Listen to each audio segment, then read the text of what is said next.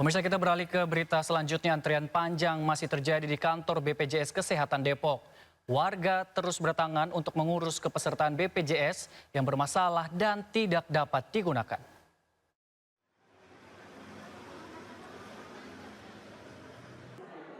Kepadatan antrean dipicu oleh kebijakan baru yang mulai berlaku sejak awal Februari 2026. Banyak kartu BPJS milik warga mendadak tidak aktif sehingga warga datang untuk mendapatkan penjelasan dan solusi. Kebijakan tersebut berdampak bagi warga yang sebelumnya terdaftar sebagai peserta BPJS penerima bantuan iuran atau gratis. Ini mereka harus beralih ke BPJS Mandiri yang dinilai memberatkan. Warga mengaku kesulitan memenuhi kewajiban pembayaran di tengah kondisi ekonomi yang belum stabil.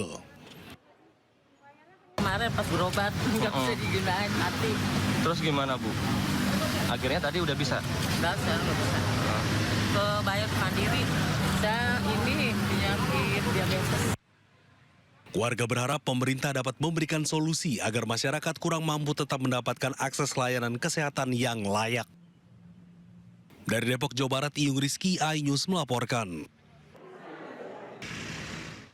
Pemirsa, sementara itu Wakil Menteri Sosial Agus Jabo Priyono memastikan kepesertaan BPJS Kesehatan bagi pasien cuci darah yang sempat diblokir akan segera direaktivasi. Wamensos juga meminta rumah sakit tidak menolak pasien dengan alasan status kepesertaan.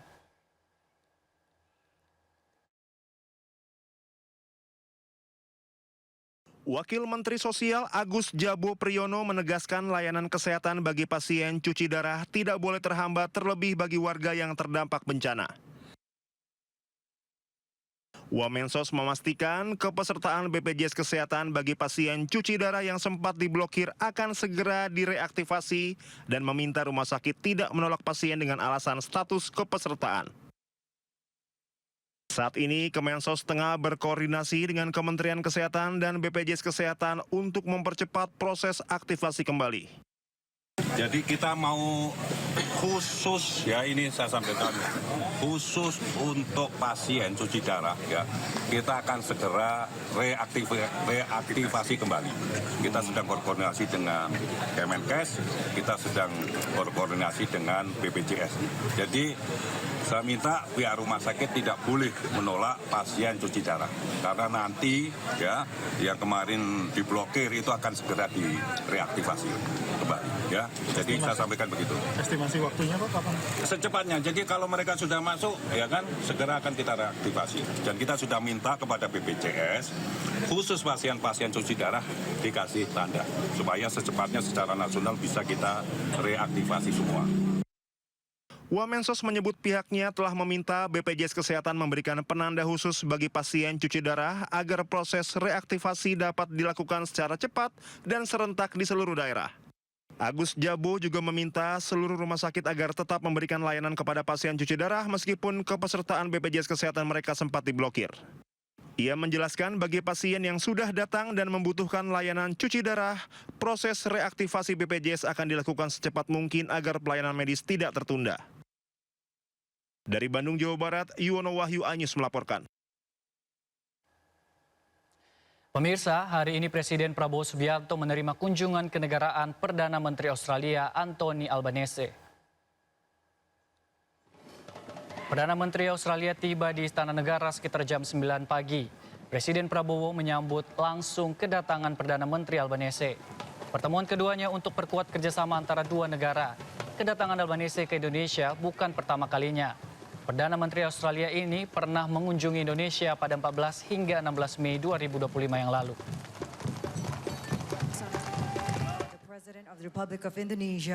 Kedua negara menandatangani traktat atau perjanjian kerjasama di berbagai bidang, terutama di bidang keamanan. Kedua pemimpin ini berharap Indonesia dan Australia bisa mempererat hubungan sebagai negara tetangga.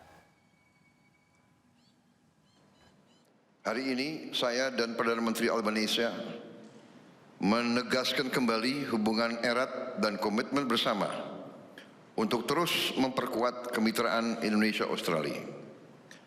Melalui penandatanganan Traktat Keamanan Bersama Perjanjian keamanan bersama ini mencerminkan tekad kedua negara untuk Banjir kembali menerjang Kabupaten Pemalang, Jawa Tengah.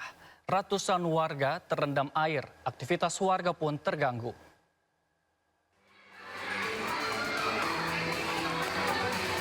Banjir kembali menerjang Kabupaten Pemalang, Jawa Tengah.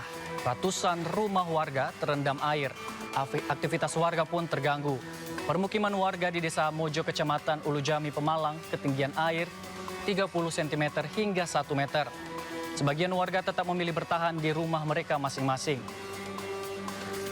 Sementara akses jalan terputus, warga membutuhkan bantuan perahu karet untuk evakuasi, serta dapur umum untuk memenuhi kebutuhan logistik para korban banjir. Warga pun diimbau tetap waspada mengingat intensitas hujan masih tinggi di wilayah Pemalang.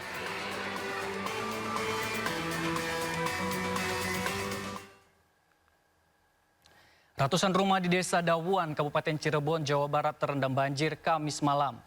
Hujan deras disertai tingginya debit air kiriman dari Kuningan membuat sungai Cipager meluap merendam hampir seluruh pemukiman rumah warga.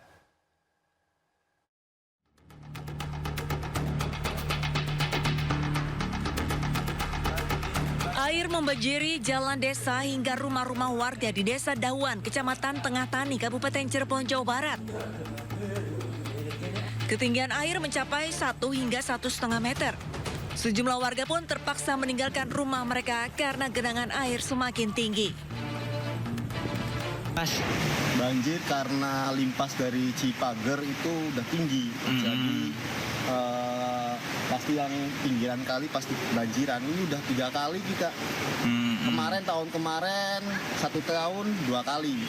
Yang sekarang sekali tahun 2026. Berarti ini ada 151 kakak dan menutupi 2 desa. Kebetulan perumahan ini pintu masuknya adalah dari Desa Dawuan. Nah, jadi yang terdampak adalah Desa Dawuan dengan Desa Kalibaru. Sementara itu petugas gabungan dari TNI, Polri, dan BPBD menyisir lokasi khususnya di area terdalam terdampak banjir. Sejumlah warga khususnya anak-anak, ibu, dan lansia dievakuasi ke darat dengan perahu karet. Akibat banjir ini 151 kepala keluarga yang menempati ratusan rumah terdampak. Dari Cirebon, Jawa Barat, Toy Skandar, Ainus melaporkan. Keinformasi lainnya, putusnya jembatan penghubung satu-satunya antara desa memaksa warga dan pelajar di Kabupaten Biren, Aceh harus menyeberangi sungai menggunakan rakit darurat. Hingga kini jembatan tersebut masih belum diperbaiki.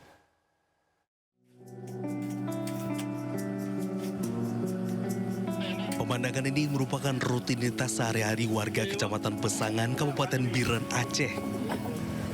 Sejak jembatan penghubung antar desa putus diterjang banjir bandang pada November 2025 lalu, warga terpaksa menggunakan rakit untuk menyeberangi sungai Pantelong. Kondisi ini sangat memberatkan warga, terutama para pelajar. Selain berbahaya untuk menyeberang, warga harus membayar biaya tambahan sebesar Rp10.000 bagi masyarakat umum dan Rp5.000 bagi pelajar. Beban tersebut dirasa berat bagi siswa yang setiap hari harus melintasi sungai demi bersekolah. Inilah kegiatan kami setiap pagi, Pak.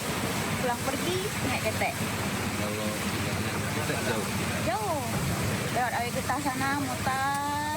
Keluarnya lewat kampus Al-Muslim.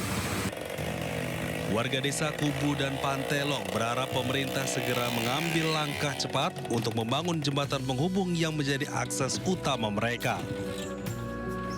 Dari Kabupaten Biren, Aceh, Syukri Syarifuddin, iNews melaporkan.